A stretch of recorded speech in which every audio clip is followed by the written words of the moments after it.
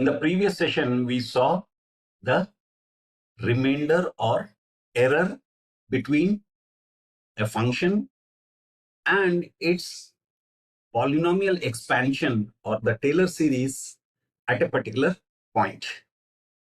So let's look at the second Taylor's theorem, which describes this remainder or error term.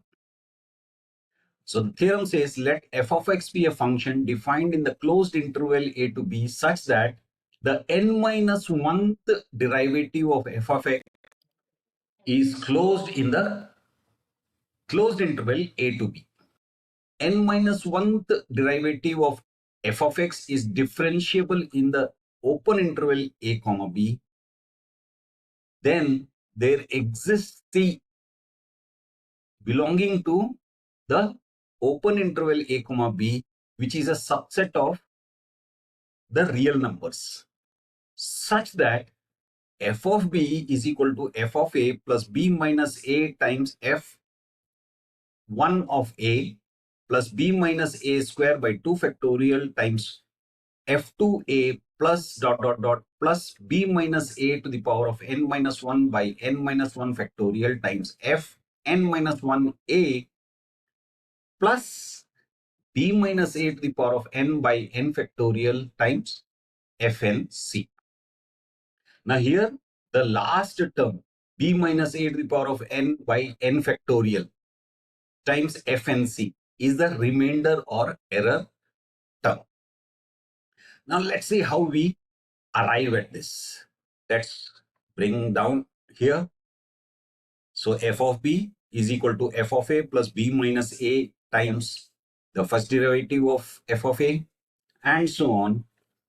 But here what we'll do in the last term is, since we have to arrive at this, here one thing is clear, that b minus x term will follow the same pattern. So after n minus 1, it will be L. The only thing we have to find is this A, fnc by n factorial. So what this A should be, as of now we know as part of the theorem, but let's see how we can arrive at A equal to fnc by n factorial. So here, let us define a new function, g of x, such that g of x equal to f of b minus f of x minus b of b minus x times first derivative of x and so on. So basically what we have done here is we have taken all these terms to the left hand side and we have said let that be the new function g of x. Here we have to figure out a such that g of a is equal to g of b, so that g prime of c or g1c or the first derivative of g of c is equal to 0 and satisfies Rawls theorem. So what does the Rawls theorem say? It says if f of x is a function in the closed interval a comma b such that f of x is continuous on a comma b closed interval, f of x is differentiable in the open interval a comma b, and f of a equal to f of b, then there exists c such that c is between a and b, for which the first derivative of f of c is equal to 0. So at x, so when will this become 0? If you notice, all the terms contain b minus x, b minus x, b minus x, b minus x, except the first two. So how do we make b minus x equal to 0 so that everything disappears? We make x equal to b. So at x equal to b, what will happen? F of b remains as it is, minus f of x becomes f of b, b minus x throughout becomes b minus b. So that now the entire thing becomes 0. So g of b is equal to 0. And since we want g of a to be equal to g of b, we say g of a is equal to 0. Let's take the derivative of g of x. G of x is equal to f of b minus f of x. I'll just plot it here again. The derivative of this will be this. Looks quite complicated. It's pretty straightforward, if you ask me, because f of b is a constant. So when we differentiate it, it becomes 0. F of x gives us, when we differentiate, f1 of x minus, now we have to differentiate b minus x times f1x. So here we use a product rule. So we differentiate b minus x, which gives us minus 1 times f1 of x as it is, plus b minus x as it is, and we differentiate f1 of x, which gives us f2 of x. So this is the derivative of this term. Similarly, here also we differentiate this term. So term by term we keep differentiating it. Finally, in the last term, a times b minus x to the power of n, when we differentiate, n comes down. So n times a, b minus x exponent becomes n minus 1. And then finally we have to differentiate b minus x. So we get minus 1. Let's simplify this. 0 we ignore, minus f1x plus minus into minus plus f1x minus into plus minus b minus x times f2x. Like that we simplify. And here what happens is, if you notice, after opening up these brackets, what we end up with is first term and the second term cancels out. Third term and fourth term cancel out. Similarly, this term will cancel out with the next term. This term will cancel out with the previous term. Because of this dot dot dot, it is not, they are not there. So what will be left with is only the last two terms. So let's focus on those two last terms. So the first derivative of g of x is equal to b minus x to the power of n minus 1 times fnx by n minus 1 factorial plus n times a times b minus x to the power of n minus 1. So here at x equal to c, g prime of c is equal to 0, which is what we want. So we equate this to 0. So we get this equal to 0. And now we simplify this. This negative term, we take it to the other side, so it becomes positive. So basically, we solve it for a. So here, a is equal to n times b minus c to the power of n minus 1 goes down. b minus c to the power of n minus 1 gets cancelled out in the numerator and denominator. So we have fnc by n times n minus 1 factorial. And n times n minus 1 factorial is equal to n factorial. So this becomes fnc by n factorial. So which is what our theorem says. Because we had said ki, okay, b minus a to the power of n is as per the pattern of this series. So the only thing we had to figure out was the rest. And that we have arrived at fnc by n factorial.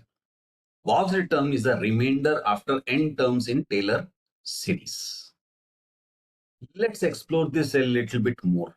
We have an open interval a comma b and c lies somewhere in between. If h is the distance of b from a and c is some fraction of the distance h from a, let that fraction be theta. So let me show this to you. So let's say we have a segment. This is a and this is b. Now let's take a point somewhere in between c. So we have an open interval a comma b and c lies somewhere in between.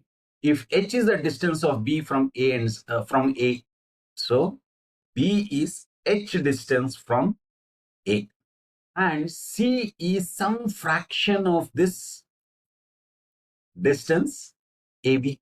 So which means B is equal to A plus H. B is at some distance H from A, and theta is a fraction of H. So theta is equal to AC by H, which is 0.41. We can move this around. Accordingly, the theta will change. So now that is clear, C is equal to A plus theta H. So C is from A, some theta H distance, where theta is in the interval 0, 1, which is a subset of real numbers. Now, if f of x is such that the n minus 1th derivative of f of x is continuous on the closed interval a comma a plus h and derivable in the open interval a comma a plus h, then there exists theta in the open interval 0, 1 belonging to the real numbers such that f of a plus h is equal to f of a plus h times f1 of a plus h square times f2a by 2 factorial plus h cube times f3a by 3 factorial and so on. So basically, we are applying the Taylor's series with the remainder. If n is equal to 1, that means we are just talking of the first term. F of a plus h is equal to, remember the first term is f of a, and we then directly go to the remainder term, which gives us f of a plus h by 1 factorial times f1 of a plus theta h. Here, b is equal to a plus h is equal to b minus a, and c is equal to a plus theta h. So doing the substitutions, we get f of b is equal to f of b is equal to f of a plus h is b minus a. So b minus a times f1 of a plus theta h. A plus theta h is c. So f1 of c. And if we rearrange this, we get f of b minus f of a is equal to b minus a times f1c. And finally, we get f1 of c is equal to f of b minus f of a by b minus a. What does this remind you of? This is the Lagrange's mean value theorem.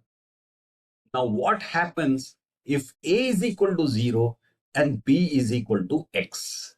F of x is equal to f of a plus x times f1 of 0 by 1 factorial. This series we end up with. And this is nothing but the Maclaurin theorem with Lagrange's remainder.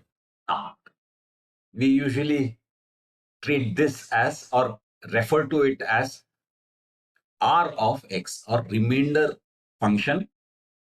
So here what happens, as n goes to infinity, remainder is supposed to go to 0.